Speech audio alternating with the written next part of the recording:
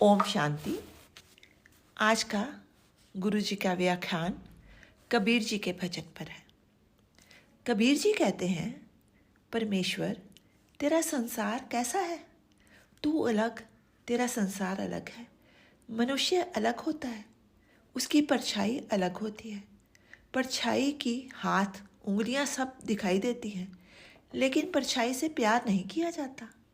हम भी परमेश्वर तुमसे प्रेम नहीं करते हैं, तुम्हारी परछाई से प्रेम करते हैं। और फिर कहते हैं, हाथ कुछ लगा ही नहीं। प्रत्यक्ष और अप्रत्यक्ष में फर्क होता है। तू परछाई के दर्शन करके मुक्ति चाहता है? क्या निद्रा में है तू? निद्रा में सत्य असत्य का पता नहीं लगेगा। सारे संसार में कुछ थोड़े लोगों पर परमात्मा का अनुग्रह होता है और वो जान भी जाते हैं, असत्य का संग छोड़कर फिर सत्य का संग करने चले जाते हैं। सारा संसार नाशवान है। ऐसे मनुष्य जो जागे हुए होते हैं केवल सत्य ही कहेंगे। हम दुनिया के पीछे चलते हैं, सत्ता संपत्ति के पीछे चलते हैं, लेकिन ये लोग केवल सत्य पर ही चलते हैं। सत्य के उपासक को सही दिल से चाहने वाले भी विरले ही होंगे। वो मानसिक तैयारी में होते हैं।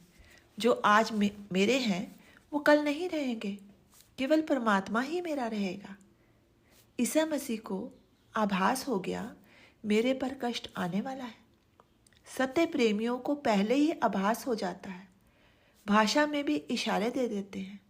उनको पकड़ने का हुक्म हो गया। उनके सभी शिष्यों ने भी वैसे ही कपड़े डाले थे जैसा ईसा ने डाले हुए थे। सभी कहते थे, मैं ईसा हूँ, मैं ईसा हूँ।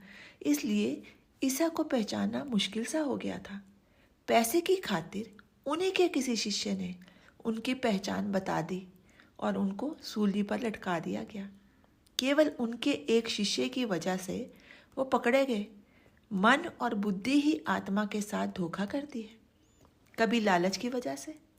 लालच, शैतान और माया, ये तीनों पाप की तरफ ले जाते हैं। जैसे कुत्ते की लार मांस के टुकड़े को देखकर टपकती है, उसे अत्यंत प्रिय है मांस। मनुष्य को सबसे प्रिय है धन, दौलत, जिसके लिए वह कुछ भी कर सकता है। किसी का खून तक वो कर सकता है। माया और दौलत एक ही है। शैतान गुप्त रूप में आत्मा में आपको ही नहीं पता चलता कब आ जाता है, कैसे आ जाता है। लालच सांप है, डंक मारे बिना नहीं रहता। ब्रह्मचर्य की निष्ठा वाला देह स्पर्श से दूर रहता है। हर देह में पाप का करंट है। इस वासना को अपने पर हावी नहीं होने देता और इस वासना को अपने पे हावी नहीं होने देने वाला ही ब्रह्मचर्य का पालन करने वाला है। कई बार मनुष्य कुत्ता, सर्प, बिल्ली बन जाता है। इतना ख्याल ही नहीं आता कि ऐसा काम कर रहा हूँ कि मैं कुत्ता बन गया हूँ। जिसको सावधानी होती है मैं मनुष्य हूँ, वो ब्रह्म को परख लेता है। विकारों से अंधा आदमी जड़ के आगे मस्तक टेकता है।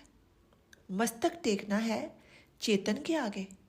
अंधा है, आंखें गई हैं, कहीं भी सिर टेक देता है। आपका मस्तक सत्य के आगे झुकने के लिए है। झूठ के आगे झूठ बाहरी चीज़ों से मालामाल कर देगा, पर परमेश्वर का साक्षात्कार कभी नहीं कराएगा। सत्य से बढ़कर कोई धर्म नहीं, कोई पुण्य नहीं है। झूठ से बढ़कर कोई पाप नहीं है। जो सर्वव्यापक है वो सत्य है, उसके आगे झुकना है। सत्य उसके आगे झुकता है जिसने अपनी बुद्धि का दिया 24 घंटे जलाया है। उसे कोई जोत दिया जलाने की जरूरत नहीं है। काया मंदिर है, आत्मा मूरत है, दीपक है बुद्धि में, सेवक इंद्रियां हैं। जब ये दर्शन हो जाता है, इतना अनुग्रह परमात्मा ने किया, मेरी बुद्धि का दिया बुझने नहीं दिया। नज़दीकी आदमी भी पलट जाते हैं। यहाँ तक तैयारी होनी चाहिए, मानसिक दृष्टि से तैयार रहना चाहिए। अगर बुद्धि विपरीत हो जाए तो नज़दीकी भी धोखे दे सकते हैं। सच्चाई सदा झूठ को हिला देती है। सुमति से कुमति होने में सिर्फ 1 मिनट ही लगता है। ऋषि दयानंद को उन्हीं के रसोइये ने जहर दे दिया था। मलिन असत्य सोया होता है और कुटिल आदमी उसको जगाने की कोशिश करता रहता है। अपने अंदर झांक कर देखना है, मेरा पथ प्रदर्शन अंदर ही है, अंदर ही है। परखना है, क्या मैं ठीक हूँ, ठीक जा रहा हूँ। शैतान चाहता है मेरा बन जा, भगवान चाहता है मेरा बन जा। मनुष्य भगवान और शैतान के बीच में है। दोनों का आकर्षण इंसान है। दोनों को ही मनुष्य में एंटर करना होता है। इतना सूक्ष्म है, पता ही नहीं चलेगा कौन से द्वार से अंदर आया। पतन उद्धार दोनों इंसान के थ्रू होंगे। शैतान कमजोरी का लाभ उठा जाता है। वहम, अंधश्रद्धा, चालाकी में घुस जाता है। दुख से बुद्धि हिली हुई होती है। जब किसी की बुद्धि दुख से हिली हुई होती है, घबराया हुआ आदमी होता है, किसी के भी अधीन हो जाता है, ऐसे में शैतान इस बात का फायदा उठा जाता है। संसार का स्वभाव है बनावटी की पूजा करना, असली को भूल जाना।